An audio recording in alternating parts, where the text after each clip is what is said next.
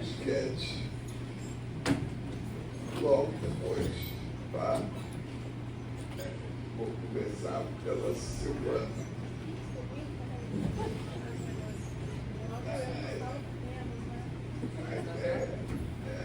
Quem é você? O que você está aqui? O que você espera?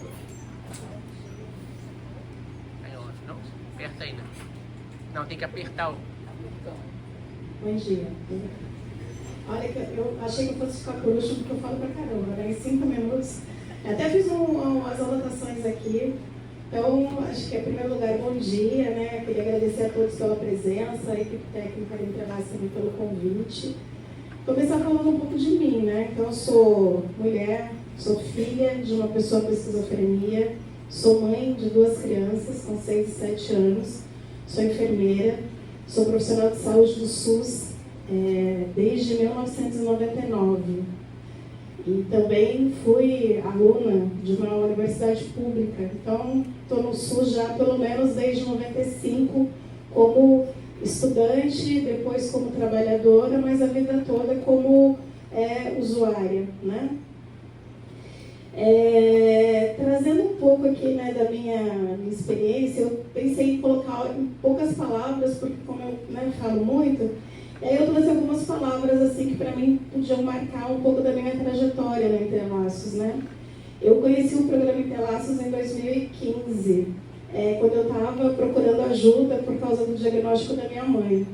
E eu me lembro que quando a minha mãe recebeu o diagnóstico de esquizofrenia, demorou um pouco, acho que todo mundo tem essa dificuldade para conseguir finalmente, né, poder nomear um problema. As palavras que expressam como eu me senti naquele momento eram, coloquei aqui, né, sem chão, solidão, desesperança e desespero. Então foi assim que eu cheguei, né? Comecei a procurar lá na internet, no Google, né, como todo mundo faz, onde é que eu podia encontrar ajuda e cuidado para mim e para minha mãe. E aí foi assim que eu cheguei até o programa Interlaços. E todo mundo, né, que participa do programa sabe que a gente tem aquela entrevista, né, inicial, de 5 minutos. E a minha, eu acho que se pudesse passar de novo, né, para as pessoas ouvirem, seria interessante, porque é só tristeza, dor, lágrima, desesperança, desespero, né? E aí hoje, né, 10 anos depois da minha experiência, né, participando do Entrelaços e dos grupos do Entrelaços, eu tenho outras palavras que eu trago, né, que representam para mim essa experiência. Ressignificação, inclusão, eu não estou mais sozinha, suporte e acolhimento. E aí pensando um pouco, né, no que eu vislumbro, né, porque o Alexandre de Santos tem que pensar, né, para o futuro também, né? O que eu vislumbro? Eu vislumbro a possibilidade de ser alguém que pode participar e apoiar outras pessoas e outras famílias que estejam vivenciando a mesma experiência que eu, no processo de construir pontes. Porque a gente, como profissional de saúde, embora eu não seja profissional de saúde mental, eu, o tempo todo, né, tenho pessoas com questões de saúde mental também sob os meus cuidados.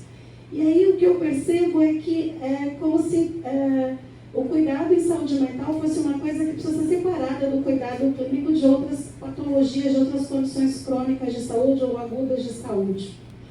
E é como se a pessoa que tem um transtorno, né, por exemplo, uma pessoa com esquizofrenia, ela não pode ter um problema de coração, porque se ela tiver um problema de coração, as pessoas que estão ali para cuidar do coração, elas não sabem como cuida das outras necessidades que essa pessoa tem. E aí eu me vejo no lugar de quem precisa, como profissional de saúde, que trabalha num lugar em que a gente cuida do coração, né, das doenças do coração, convidar os meus pares, muitas vezes, para dizer, olha, essa pessoa tem problema de coração, mas essa pessoa tem questões familiares, ela tem uma questão de saúde mental, enfim, porque eu acho que é para a gente tentar mudar a forma como as pessoas encaram essas situações e como a gente lida com essas questões, né?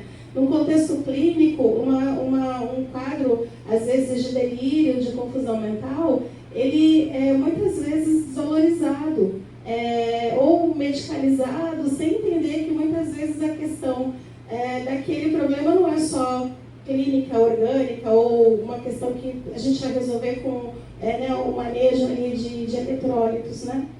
Então, eu penso muito nisso, de poder construir pontes. Também penso que a gente precisa pensar no quanto é necessário, né, a gente discutir a luta política. E a gente vê que a gente vive num momento em que a política ela é muito desvalorizada, desacreditada. E aí o que acontece? Quanto mais a gente que precisa das políticas públicas desacredita da política, né, mais as pessoas que não conhecem ou que não defendem os nossos interesses e as nossas necessidades vão ocupar os lugares de poder e de tomada de decisão. E aí outras pessoas que não nos conhecem, que não sabem das nossas dores, das nossas necessidades, é que vão fazer as escolhas por nós. Então eu penso também que é importante para o futuro a gente pensar nisso. Se a saúde mental, se os equipamentos públicos de saúde não estão atendendo a todas as nossas necessidades e expectativas, para quem que a gente vai reclamar disso? Para quem que a gente vai cobrar isso? Né? Quem sabe o que a gente precisa somos nós. Então é a gente que precisa participar desses espaços de construções, de políticas públicas, de decisões sobre financiamento, para que a gente tenha as nossas necessidades alcançadas. Então, é nesse sentido que eu penso que a gente precisa, né, em termos do que a gente vislumbra, é o que eu penso, né? Construir pontes e luta política. Porque, né, nada sobre nós sem nós. A gente precisa, de fato, colocar isso em prática. E pensar em como a gente pode se organizar, se aproximar de outros grupos, para que a gente possa, né, fazer dessas necessidades que são individuais, dos nossos familiares, dos nossos parentes, elas possam, num encontro coletivo, a gente vai perceber que muitas das necessidades individuais são do coletivo. Então, coletivamente, a gente tem muito mais força para lutar do que a gente lutar sozinho. Então, por isso que eu penso nisso como um projeto de futuro para o Entrelaços e para a minha participação dentro do programa. Obrigada. Você entrou e você como alguém que está sempre fazendo a gente pensar e questionar, né? Esse papel que está sempre provocando isso. Rita. Oi, gente, meu nome é Rita. Eu sou aluna aqui do ICUB. Cheguei aqui porque eu atuava no consultório e minha formação sempre foi em grupo, sempre psicodrama, terapia de grupo, etc. E no consultório as pessoas me perguntavam, posso trazer meu filho? Eu dizia, pode. Aí a gente trabalhava uma questão, outra, a coisa fluía, posso trazer minha esposa? Pode. Aí se está acontecendo alguma coisa aqui, né? Então, as pessoas davam esse retorno. E eu procurei o ICUB, entrei para o ICUB em 2017, procurando a especialização em terapias de família. E assim entrei, e na época era Lívia com Alexandre, coordenação. E a Alexandre me convidou para vir na confraternização em 2017, quando eu tive o primeiro contato com o programa Entrelaços, o que me emocionou muito e eu descobri, falei, nossa, isso existe, isso funciona, porque eu sou a pessoa do grupo, eu adoro o grupo, eu acho que o grupo ele é rico, acho que a gente se desafia, é desafiado, a gente troca, a gente cresce, a gente desce, a gente sobe, enfim, mas a gente não está sozinho, né? E aí estou até hoje no ICUB, mais hoje online do que antes, porque estou em Minas, mas estou voltando para o Rio de Janeiro. Em 2020, o meu filho adoeceu, né? Ele teve um surto, ele estava na Marinha, ele adoeceu. Então eu, além de ser da equipe técnica, psicóloga, terapeuta de família, eu passei a ser também uma usuária do programa, né? Então, assim, isso... Eu na época pensei, nossa, eu estava em treinamento e não sabia, né? Mas e foi uma, eu nem posso dizer que houve uma transição, foi uma continuidade, foi tão natural isso para mim, Eu falei, nossa, eu vou ter que fazer isso tudo com a família, com as pessoas, eu vou ter que ensinar o que é, eu vou ter que psicoeducar, eu vou ter que entender, eu vou ter que acolher, eu vou ter que estar perto. Então é como se eu fui para Minas, né? E como se eu tivesse feito um mini programa entre laços na minha vida, na minha família e com os amigos, enfim. O que fortaleceu mais ainda é o meu vínculo com o programa Entre Laços, né? Eu sempre achei o programa, acho e tenho certeza, hoje ele é uma potência. O programa Entre Laços é uma potência. No sentido de potencializar as pessoas, né? Agir e viver diferente, no sentido de passar de autor para coautor. Isso é fácil a gente falar, mas é muito difícil isso acontecer. Mas isso acontece dentro da minha casa.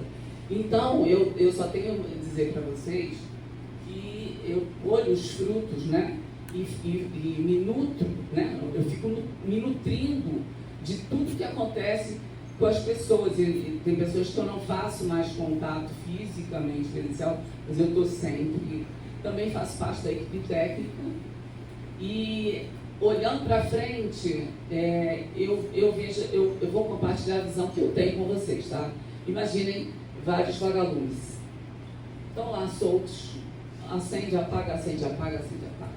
Imagina se esses vagalumes migrarem para um lugar que pode ser um canudo, pode ser um tubo, e a luz vai se fortalecendo e eles vão trocando, eles estão trocando energia, eles entram em sinergia, eles viram um clarão e de repente se forma uma direção, uma luz que ilumina uma direção.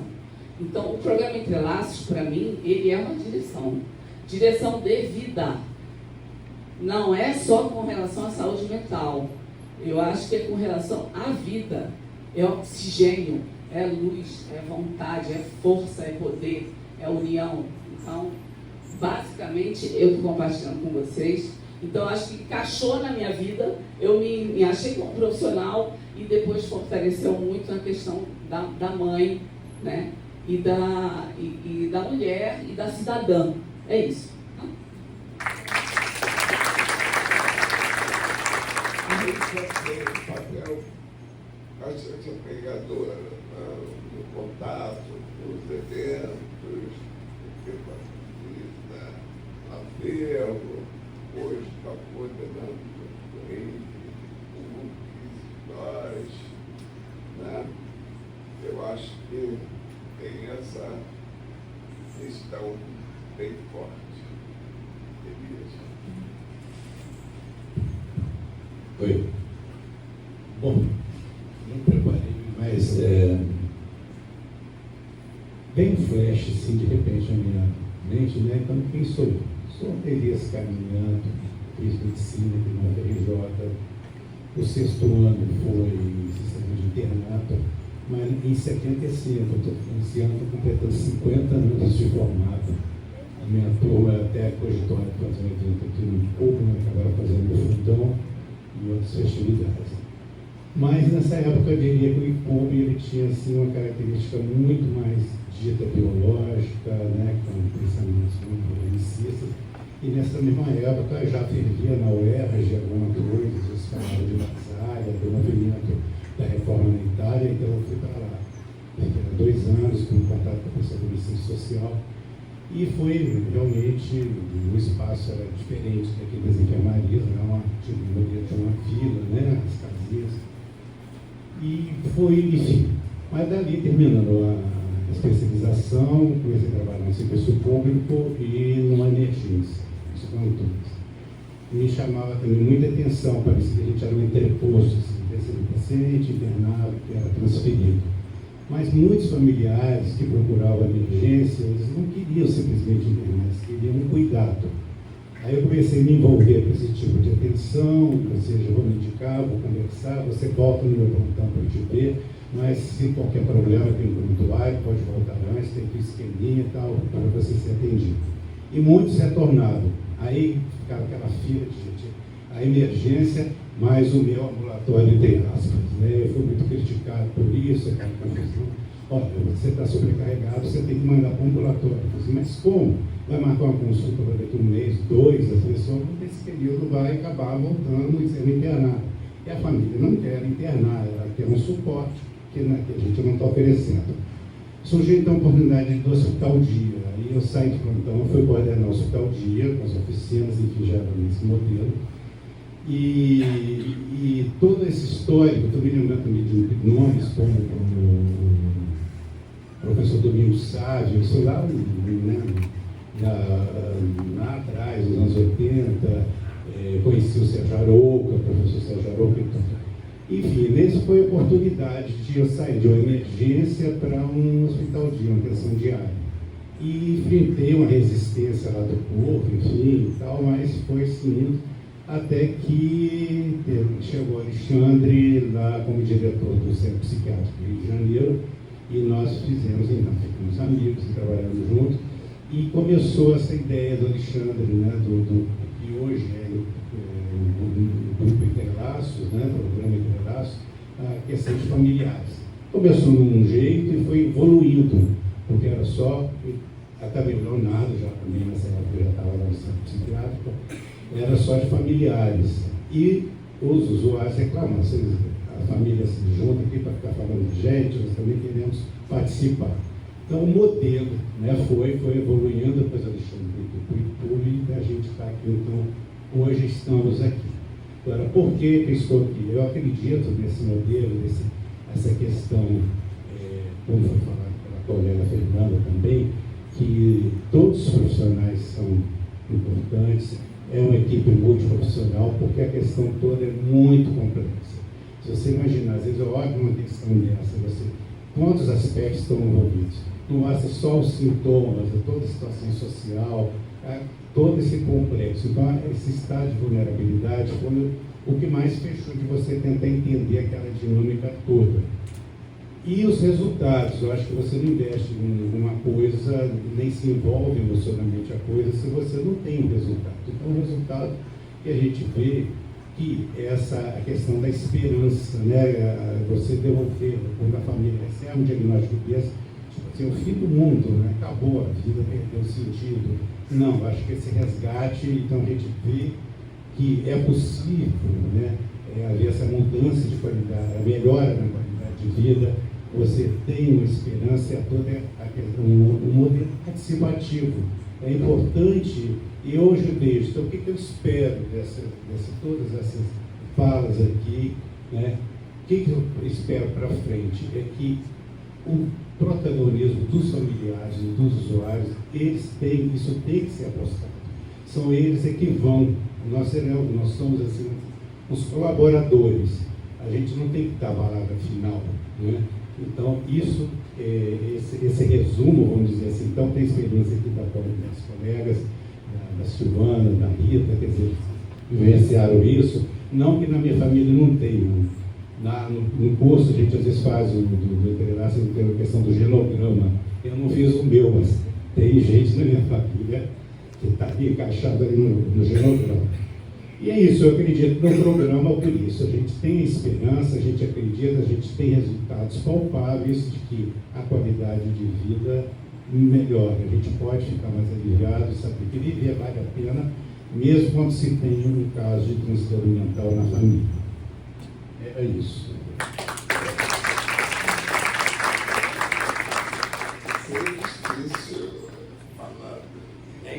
Seria difícil falar, especialmente quando a gente se conheceu exatamente no momento.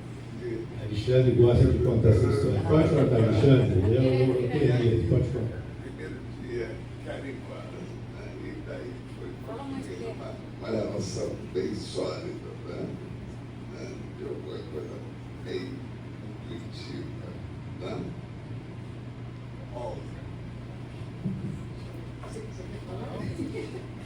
Seu último, ele fez cronologicamente.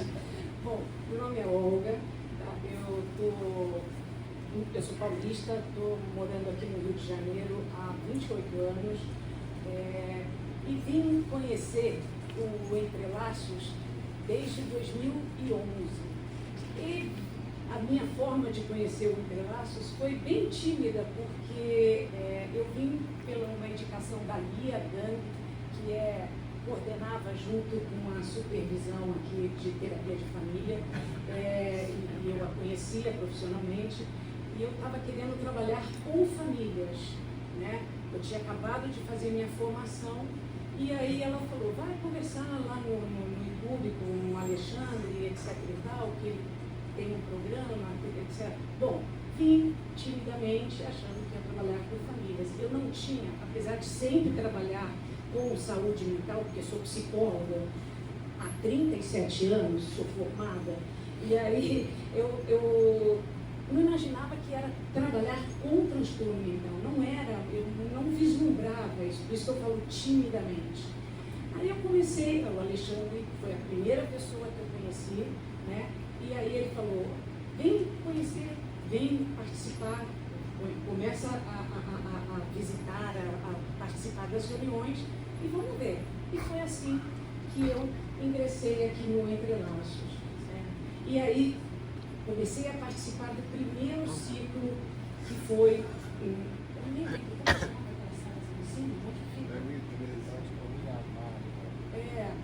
Bom, numa sala que por sinal lotada, gente. Hoje eu estou vendo assim, eu fico até pensando que a sala é lotada, o primeiro ciclo, um monte de gente. E eu vim assim, o Alexandre falou, vamos como ouvinte, porque o meu conhecimento era muito pequeno, muito restrito sobre transtornos mentais.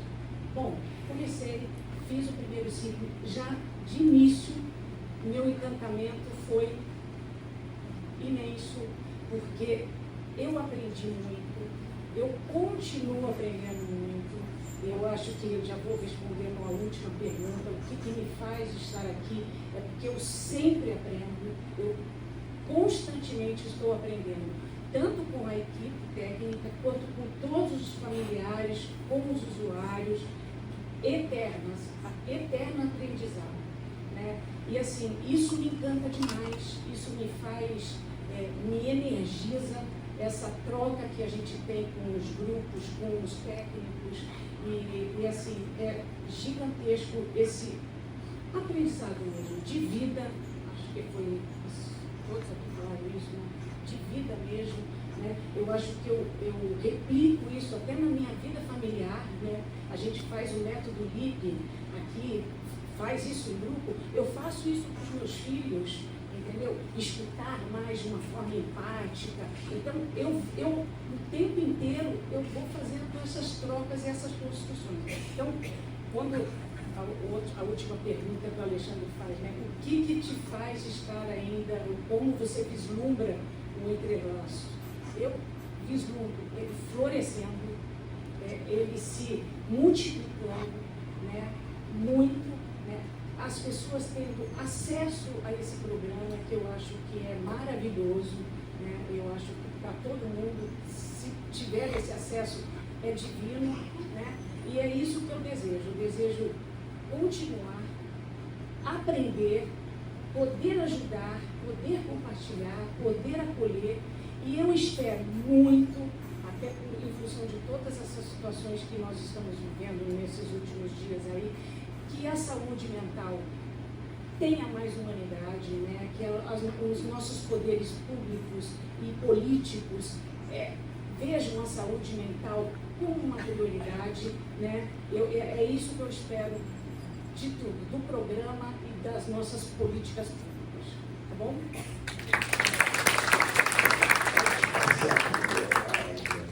Você vai falar um pouco do projeto de doutorado dele, como de uma maneira a gente vai caminhando e que a gente se conheceu lá no CPRJ, lá atrás, foi quem abraçou essa ideia.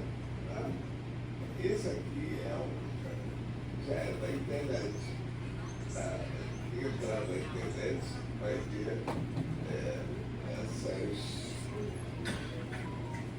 esses tópicos, tá? Bem, o Elias mencionou aí um pouco da história, né? E até quem tiver interesse em conhecer melhor, a gente fez uma live na época da pandemia, que está no YouTube, chama-se A História do Programa Entrelaços. A gente conta, o Alexandre começa a contar lá de trás, que o Entrelaços se tornou um projeto de vida praticamente nosso, né? Eu comecei esse trabalho em 2001, lá no CPRJ, a gente está em 2025, ou seja, tem 24 anos que a gente vem desenvolvendo esse trabalho com familiares e pessoas com experiência de vida. Mas eu vou partir do ponto do meu mestrado, que foi defendido aqui em 2022, onde eu analiso a metodologia que a gente foi construindo ao longo desses anos todos, que é uma metodologia viva, ela se transforma com o tempo e com as pessoas que participam desse processo. E, basicamente, eu analisei 3 pilares, tá, do programa. O primeiro pilar, eu vou chamar aqui de horizontalidade das relações, né? É importante, assim, a gente tem que ter a relação horizontalizada, porque senão isso dificulta muito o cuidado que a gente quer oferecer, né? E essa horizontalidade, ela é pensada desde o primeiro momento em que a gente recebe a família, o momento dos seminários, o momento dos encontros em grupo, depois o momento em que o grupo se torna comunitário independente. Então, é horizontalidade mesmo da relação, tá? Então, tem outros detalhes que eu não vou entrar aqui muito em questão, porque vai ficar muito longa a minha fala, mas tem o método LIP, tem aproveitamento de diálogo aberto, enfim, os seminários também, a gente nunca fez aqui ciclos de seminários um igual ao outro, né? Os seminários estão sendo transformados a partir da experiência que a gente tem com vocês, né? Então isso é uma questão importante. O outro pilar é o método educativo Paulo Freire, que tem tudo a ver com isso, né?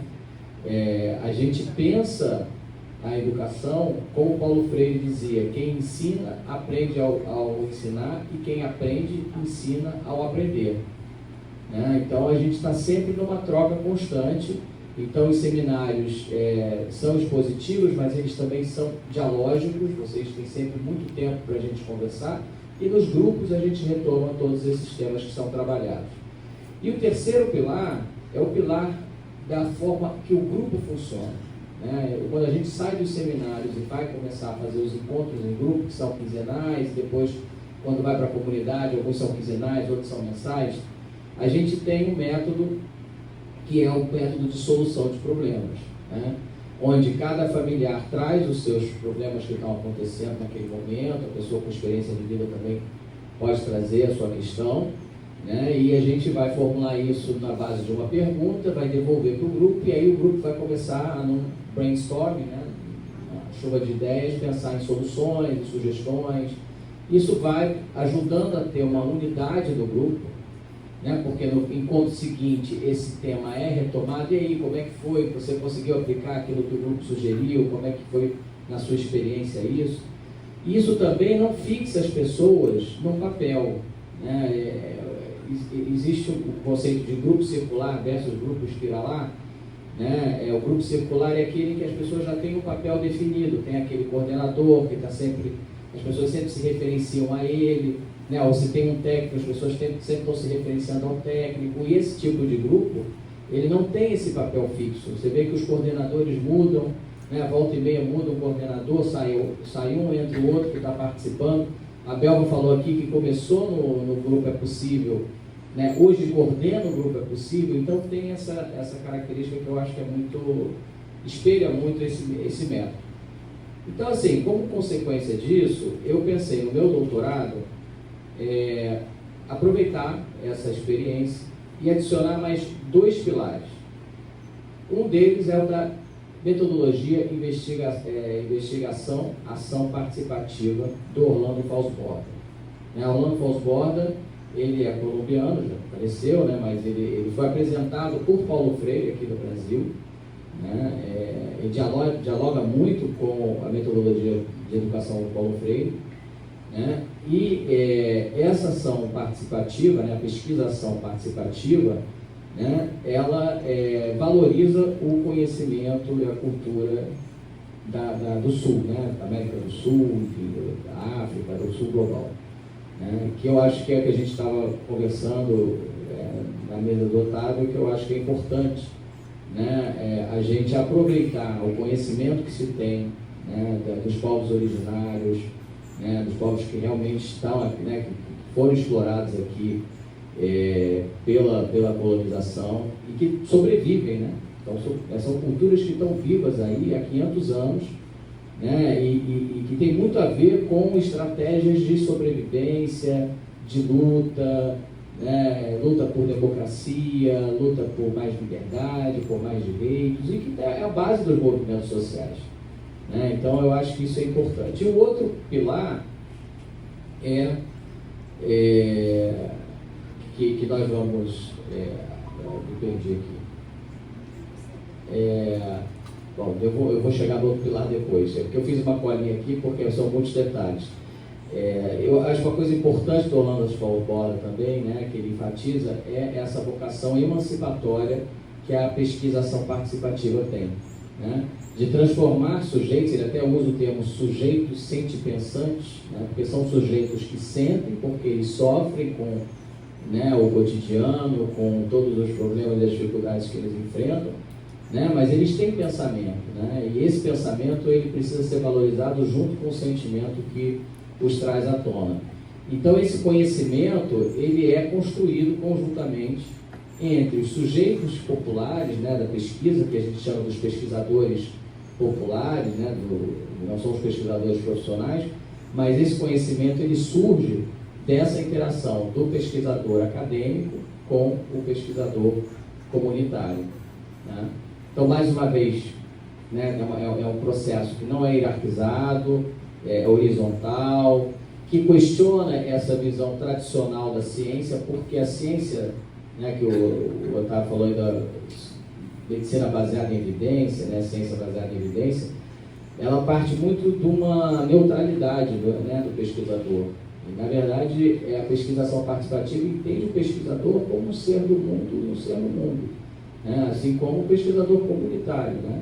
Então, eles estão na mesma condição e é importante para que a pesquisação participativa aconteça que isso seja dessa forma, né? Que isso é um sujeito histórico, um sujeito social e é um sujeito que vai ter um compromisso político e ético com a sua sociedade. Então, é uma outra característica da pesquisa participativa que é a sua atitude política e ética para com as comunidades, podendo devolver às comunidades aqueles saberes, aquelas experiências que se originaram naquele processo, né? Então é um processo de cocriação, né? E que vai justamente não é a gente tem que tomar um certo cuidado, né? Porque quando a gente fala em educação fica parecendo que você está impondo conhecimento em relação a outra pessoa, né? Então, assim, a gente não vai formar exatamente pares com experiência de vida para serem pesquisadores. A gente vai deixar que brote neles esse potencial que está dentro deles, porque é justamente através das experiências e dos conhecimentos, das sabedorias populares, que a gente vai tentar fazer com que esse ativismo político e essa capacidade criativa possa ser canalizada para essa finalidade, né? E aí pensar que essas pessoas podem, a partir dessa pesquisa, pensar as soluções de seus próprios territórios, né? Eu até fiz aqui, vou ler rapidamente, eu fiz uma metáfora assim, né? Se o entrelaço foi pensado na esteja de uma rede que se entrelaçam para formar um coletivo de relacionamento e apoio mútuos, o entre pares, ou seja lá qual nome será adotado pelos seus desdobramentos, reside na força do par, em um fazer junto para que ele desabroche e descubra seu potencial, sua vocação de luta por sua recuperação e por sua comunidade. É um entre-par múltiplo entre pesquisadores profissionais e comunitários, entre pessoas com experiência de vida e familiares, entre pessoas com experiência de vida e familiares, entre coabitantes da mesma comunidade.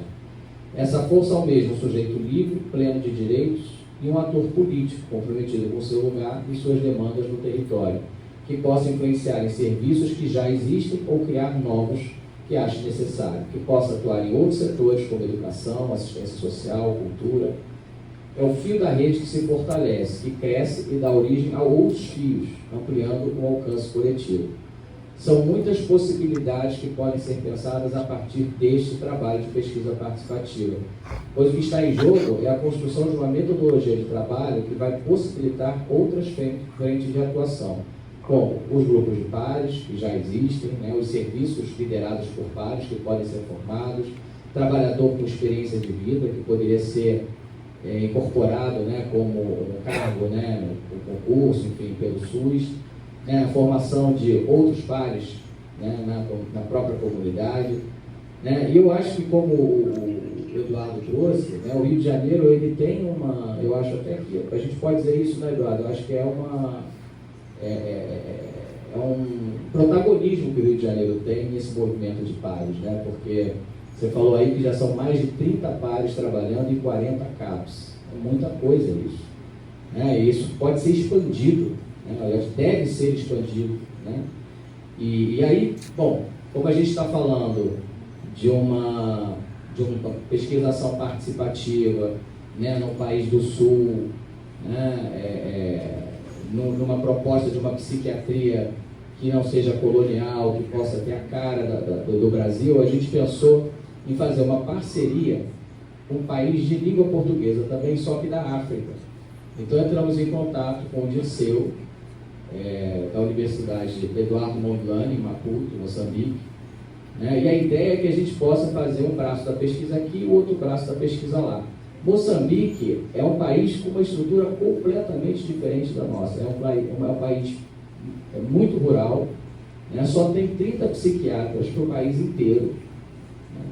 Então, assim, a assistência à saúde lá já é feita por pessoas leigas, muitos familiares, líderes comunitários. Então, eles já têm essa experiência, assim, praticamente na raiz do problema deles de saúde mental.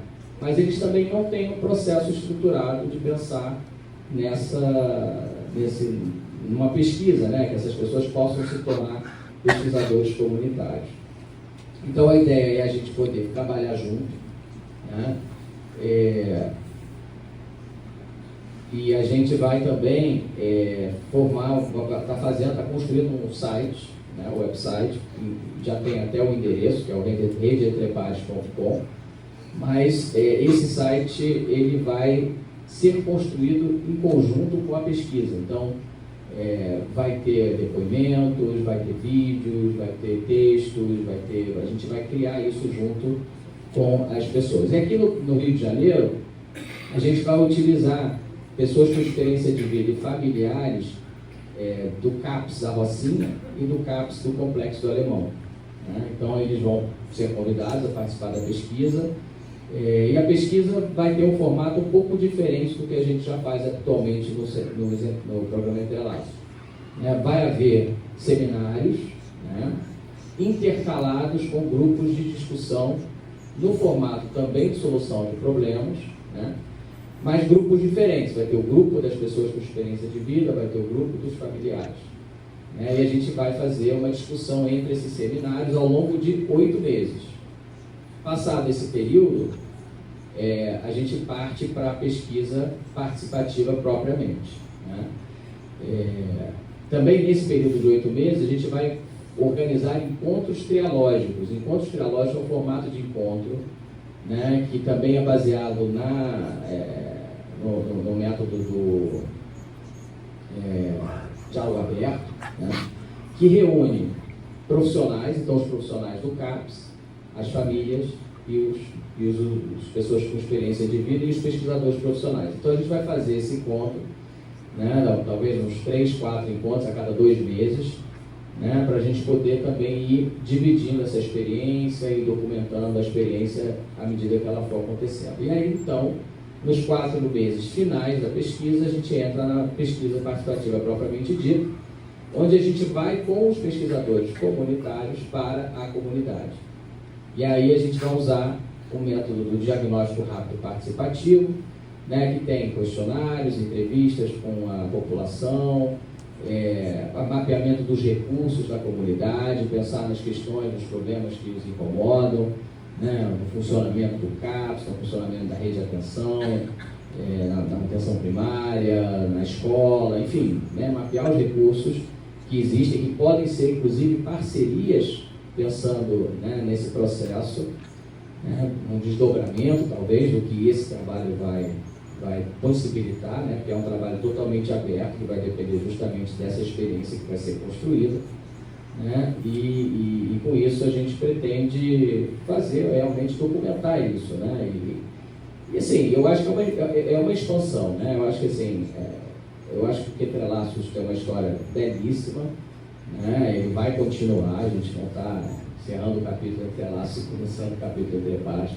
né, mas a gente pensa que a gente pode aproveitar essa experiência para tentar ajudar a RAPS, né, ou seja, diretamente ligado à RAPS e poder ajudar as comunidades, tendo aí como esse projeto piloto a Rocinha, o Complexo do Alemão, mas dando certo a gente pode pensar num trabalho inclusive junto com o projeto Transversões, que eu já comecei com o Eduardo, né, já tentei seduzi-lo para vir um pouquinho para aqui para o nosso lado, para a gente poder trabalhar junto, né, ele deve estar muito trabalho, né, Eduardo, mas a gente vai continuar conversando, até porque a sua experiência é uma experiência inédita, né, uma experiência riquíssima, né, e talvez a gente possa até pensar em aproveitar alguns usuários que você já tem, que já atuam na rede, para participar dos seminários com a gente, né, porque assim, a gente vai pegar pessoas que estão no CAPS, que podem não ter um nível de experiência e conhecimento que consigam passar, né, essa experiência de pares adiante, mas talvez com alguns profissionais que já atuam na rede isso seja possível, né? Mas a ideia é a gente realmente formar pessoas novas e ver no que vai dar essa experiência, né? É isso que eu queria trazer para vocês, então. Muito obrigado.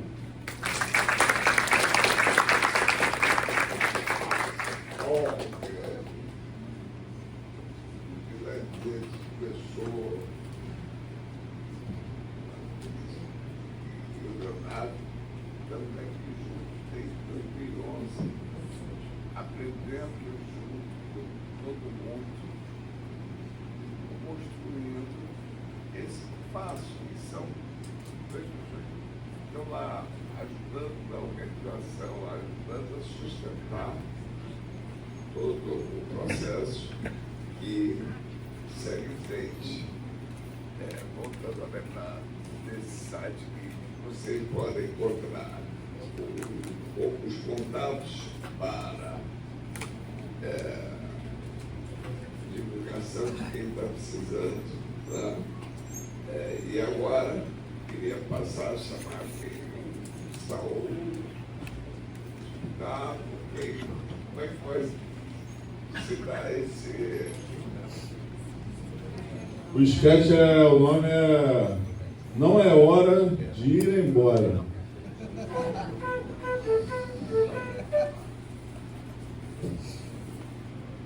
Tem a música. Boa música.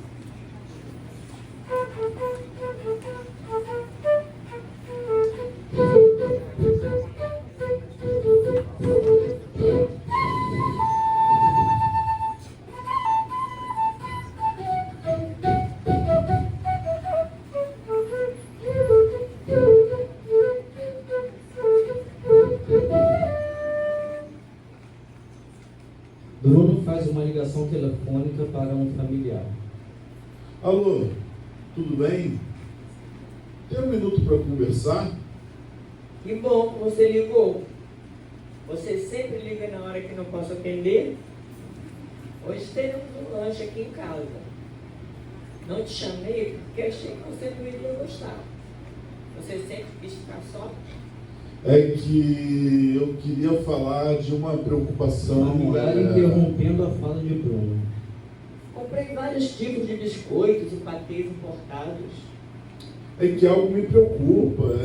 Interrompendo novamente a fala de Bruno. Comprei flores. Preciso te ligar. Hoje é dia de roda de bate-papo. Liga outro dia.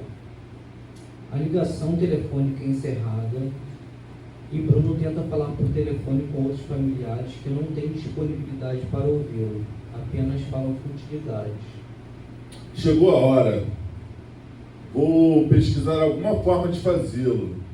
Nada mais faz sentido para mim. Não tenho nada a perder. Não sei nem por que existo.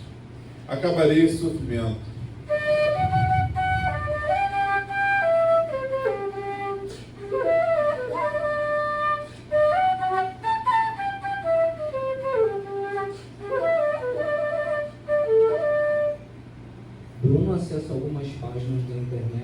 descobre algumas formas de ir embora. No momento que estava completando o plano, percebeu que havia uma forte tempestade e pela janela viu que a rua estava ficando alagada. Vai até a rua e vê as águas arrastando um cão relativamente grande. Talvez eu possa salvar aquele cão. Ele é imenso. Pode me morder, mas eu não estou nem aí. Não tenho nada a perder mesmo. Então, ser mordido ou devorado não fará diferença. Bruno salva o cão e vê uma senhora idosa sendo arrastada e quase saindo de vista de todos. Talvez eu possa salvar aquela senhora, mas se algo acontecer comigo, não tenho nada a perder, nada mais faz sentido para mim. Bruno conseguiu tirar a senhora das águas e a deixou em um lugar seguro. Aquele seria o dia do fim para o nosso protagonista. Depois de salvar o cão, lembrando que ele tinha medo de cães, e ter salvo a senhora idosa, e lembrando que não sabia nadar, voltando para casa, começa a ouvir gritos que não eram mais de pavor. Virou-se e entendeu que os gritos dos vizinhos eram pelo seu nome. No momento, entendeu o quanto a sua vida fazia sentido. Reforçou para si que acolher o próximo é fundamental à ação humana. Ouvir o próximo é uma forma poderosa de acolhimento. Ao salvar o cão e a senhora idosa, nosso protagonista se sentiu acolhido.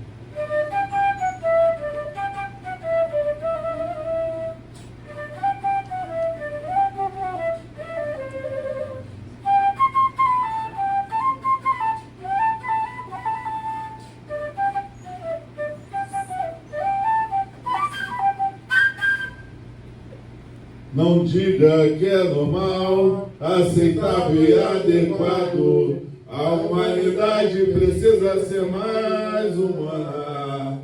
Precisa estender a mão, alcançar o coração e perceber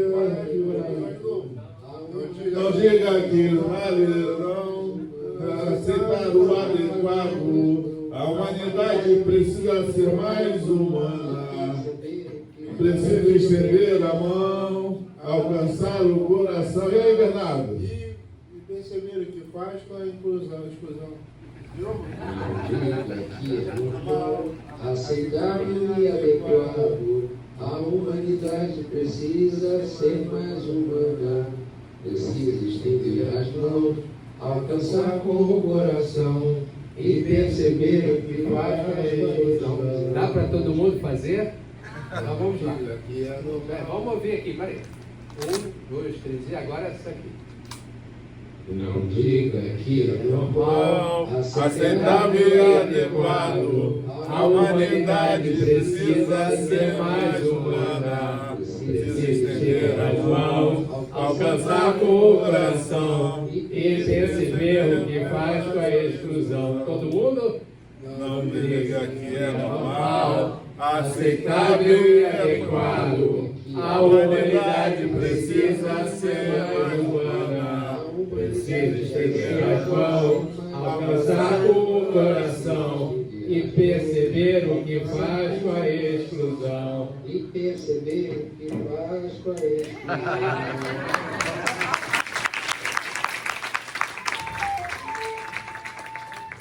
não sei porquê, bate feliz, todo mundo, quando te ver, e os meus olhos ficam sorrindo, e pelas ruas vão te seguindo, mas mesmo assim, foge de mim. Ah, se tu soubesse como eu sou tão carinhoso e muito, muito que te quero. E não é sincero, meu amor, eu sei que nunca fugiria mais de mim. Vem, vem, vem, vem, vem sentir o calor dos olhos meus, à procura dos seus. Vem matar essa paixão que me devora o coração. E só assim então serei feliz, bem feliz.